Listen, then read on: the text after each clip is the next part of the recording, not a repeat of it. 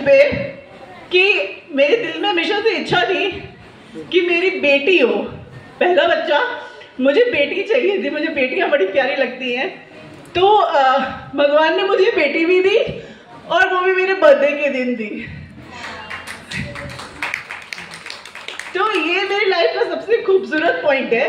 But उस वक्त भी मेरे हस्बैंड की मतलब वो मेंटल अब्यूज खत्म नहीं हुआ हॉस्पिटल में। उन्होंने कहा कि तुम अपने बाप को बुलाओ और अपने हॉस्पिटल का बिल क्लियर करवाओ। तब भी मैं ऑपरेशन से निकली थी और मैं आधी होश में थी, आधी बेहोश थी। वो सीन भी मुझे याद आता है, फिर भी मैंने उनकी बातों को इग्नोर किए, तो ऐसे ही बोलते रहते हैं। और वो बच्ची मेरे हाथ में थी। आज फिर भी मैं 6-7 महीने अपने ससुराल रही कि चलो शायद मन बदल जाएगा, क्योंकि बड़े बुजुर्ग कहते हैं कि बच्चे होने के बाद जिम्मेदारियां आती हैं तो लोग बदल जाते हैं। लेकिन जब तक उनके रिश्तेदार थे वो लोग ठीक से थे।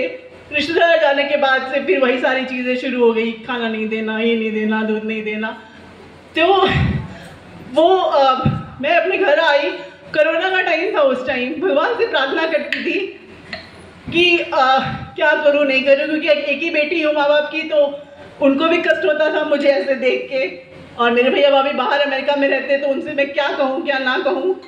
उस टाइम मैं नेट पे ऐसी नारी सशक्तिकरण कुछ ऐसी सर्च कर रही थी, तो उसमें मैंने मैम का वीडियो देखा। तो अब ये तो देख लिया कि मैडम है बहुत बोलती है महिलाओं के लिए, लेकिन अब इनसे मुलाकात कैसे हो, क्योंकि आर्मी में रही हूँ। तो ये तो है कि ऑल ओवर इंडिया मोस्टली घुमा है, एजुकेशन वहीं से हुई है, सब कुछ हुआ है। बट बिहार कभी नहीं आई थी, और बिहार बड़ा उल्टा लगता था। और मुझे ये भी था, नेगेटिव सुनती थी कि बिहार में लफड़े बहुत होते हैं, मार धाड़, ये गाली गलौज, ये वो, मतलब एक नेगेटिव इमेज थी मेरे माइंड में बिहार को लेके। अब टेंशन होती थी कि अब इनसे मिलना भी है, बिहार में कैसे जाऊं। लेकिन इत्तेफाक देखिए कि उसी के कुछ समय बाद बनारस में एनुअल मीट था, और मैम का मैंने लाइव में देखा, जिसमें इन्होंने कहा कि हम लोग स्टेज डेकोरेशन करवा रहे हैं और हमारा सुबह इतने बजे प्रोग्राम हुआ था। आप लाइव आई थी, और वो मैंने पता लगवाया। और फिर जब मैं आई, मुझे नीतू मैम से मुलाकात हुई, मेरी बहुत सारी मेंबर्स से मुलाकात हुई, दीपशिका से। दीपशिका उस वक्त बाहर थी और मैं रोते हुए, मतलब मेरे को ये था कि कोई मेरी बात सुने। आपकी जिंदगी का नया सवेरा शायद ही कह सकते हैं।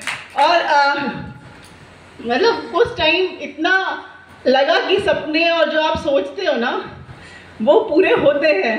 क्योंकि जहाँ तक मैं नारी की बात सोचती थी, सर्च करती थी, और जब मैम से मिली, और मैम का खुद उत्तर प्रदेश में एक प्रोग्राम है ऑर्गेनाइज, मतलब होना, वो एक सब कनेक्शन था, या गॉड की प्लानिंग थी, वट एवर।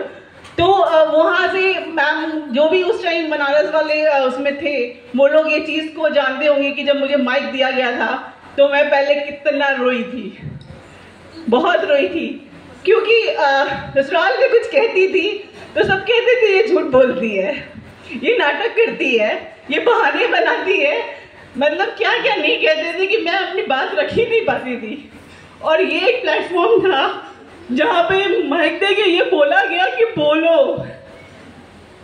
तो कितना डिफरेंस है कि आपको जब आपकी आवाज़ दबाई जाती है, और एक प्लेटफॉर्म है जहाँ पे आपको बोलने के लिए बोला जाता है।